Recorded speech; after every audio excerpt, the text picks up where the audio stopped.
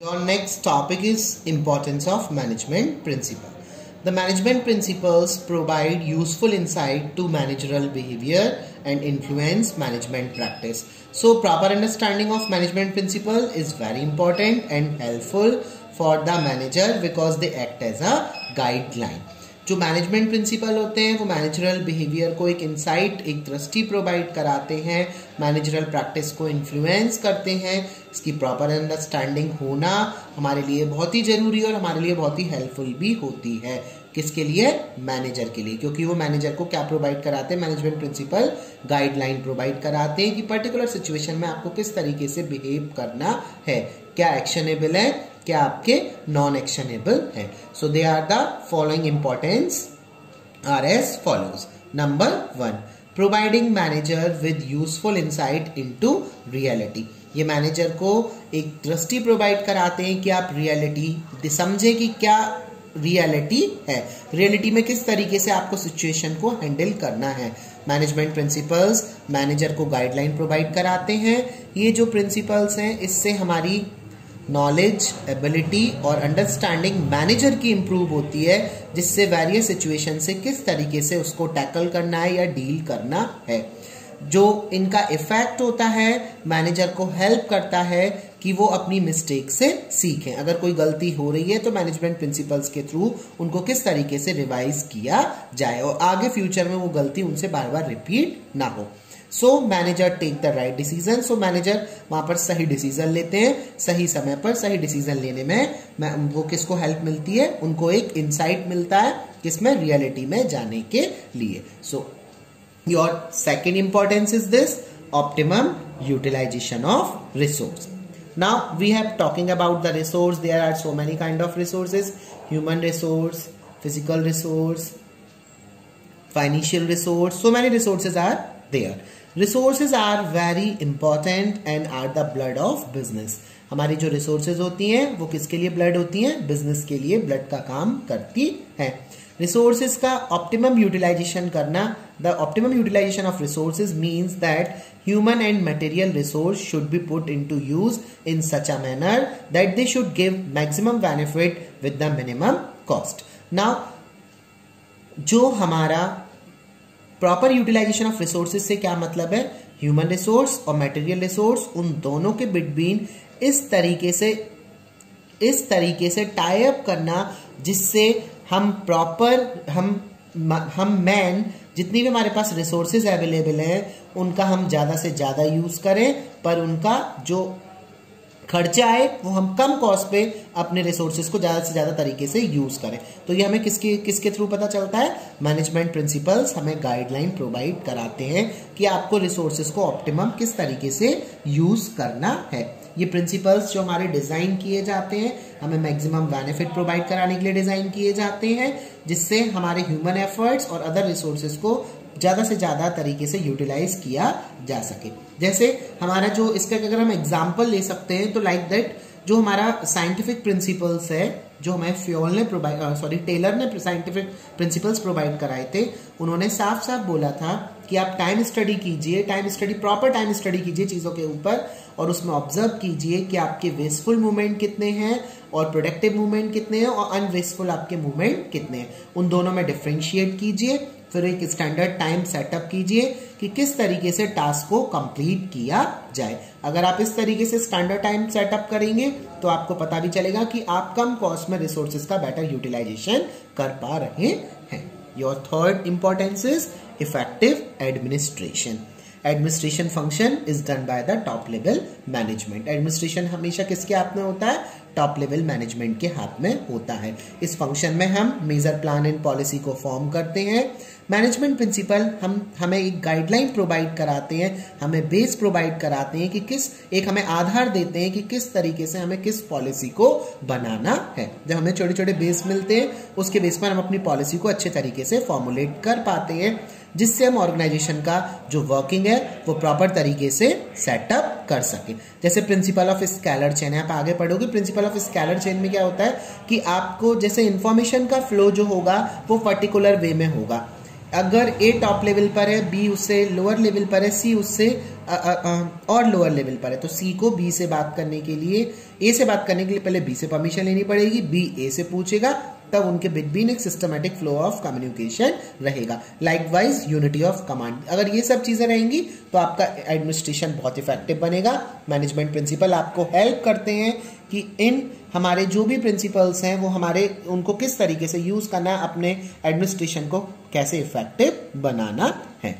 Here MP is management principle, environment, ENV is environment, MP again is management principles. Your fourth importance is scientific decision.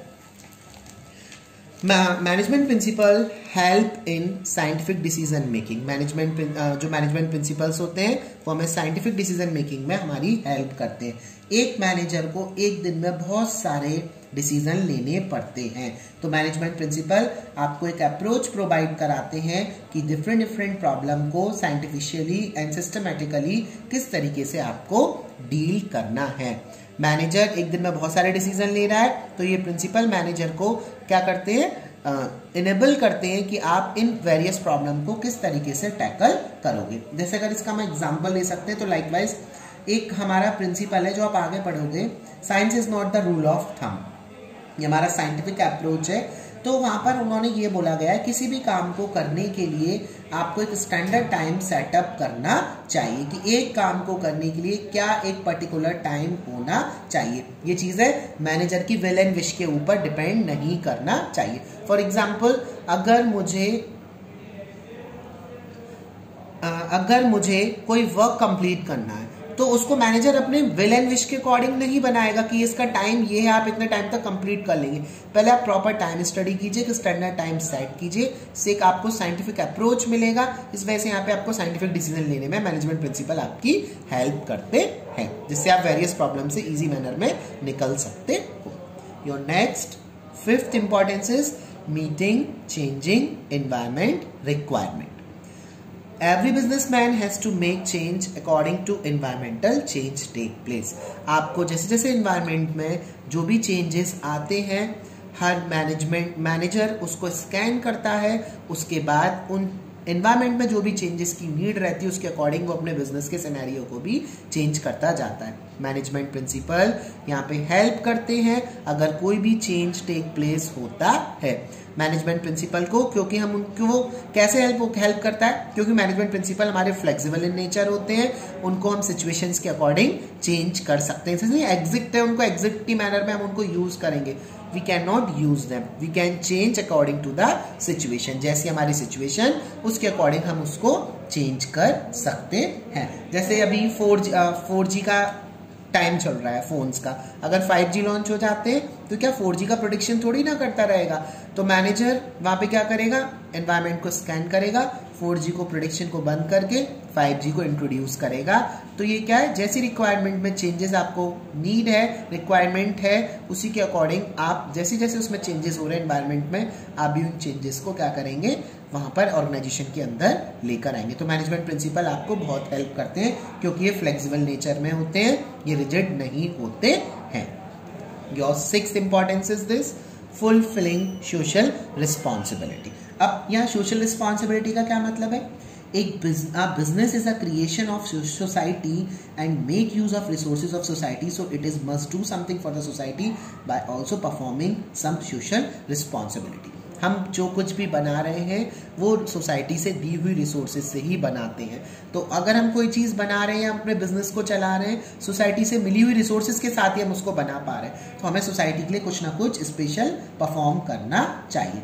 Management principal यहाँ पर guideline का काम भी करते हैं, उसके साथ साथ आपको ये भी बताते हैं कि ऑर्गेनाइजेशन के ऑब्जेक्टिव को फुलफिल करने के साथ साथ मैनेजर को सोशल रिस्पॉन्सिबिलिटी भी टाइम से फुलफिल करनी चाहिए। अगर आप सोशल रिस्पॉन्सिबिलिटी फुलफिल नहीं करेंगे तो बिजनेस ऑर्गेनाइजेशन सोसाइटी आपका डिस्क्रिएशन करना स्टार्ट कर देगी। इसको अगर हम एग्जाम्पल के थ्रू समझे तो हम जैसे फेयर रेम्यूनरेशन इंसिस्ट करता है कि जैसा एम्प्लॉय का लेवल है उसके हिसाब से उसको क्या दिया जाए, कंपनसेशन प्रोवाइड किया जाए, उसको सैलरी दी जाए, और साथ के साथ साथ हम क्या करें, एम्प्लॉयज़ की नीड को भी ध्यान में रखें। सैलरी क्या दी जा रही है और उसकी जो एक्स्ट्रा नीड है हमें उसको भी ध्यान में रखना चाहिए। Likewise principle of equity insist that to show justice and treat all the workers in a same manner.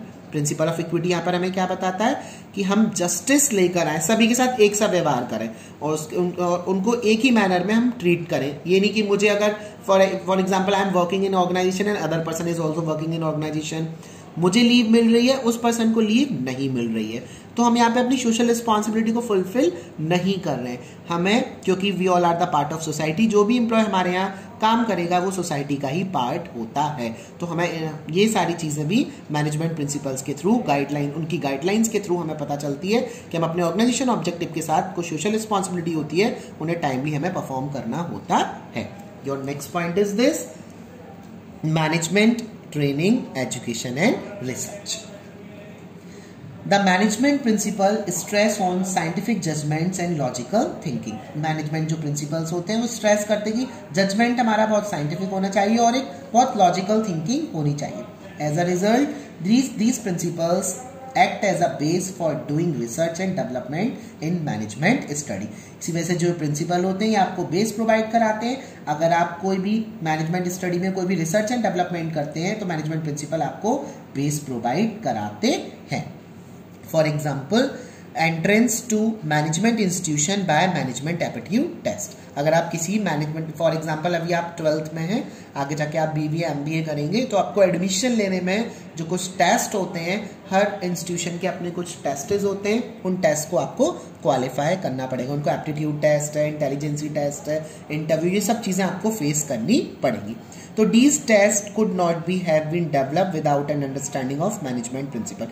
ये टेस्ट जब तक नहीं बनाए जा सकते हैं जब तक हम मैनेजमेंट प्रिंसिपल को नहीं समझेंगे।